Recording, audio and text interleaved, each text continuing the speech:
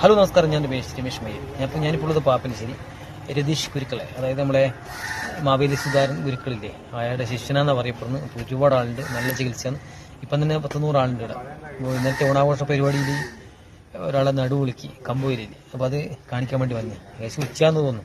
ഉച്ചയാലും sir ഇവിടെ wait ചെയ്യാം. അതാണ് നമ്മുടെ ഓട്ടോക്കാർ. അപ്പോൾ ഈ പരിസരവും അതുപോലെ തന്നെ ഇവരെ ഇതും കാണിച്ചു തരാം. ആയുർവേദ തടവ് ചികിത്സാ കേന്ദ്രവും കാണിച്ചു തരാം. ഓക്കെ, പുറത്തുനിന്ന് കേട്ടാ, ഉള്ളിൽ കയറാൻ അനുവാദമില്ല.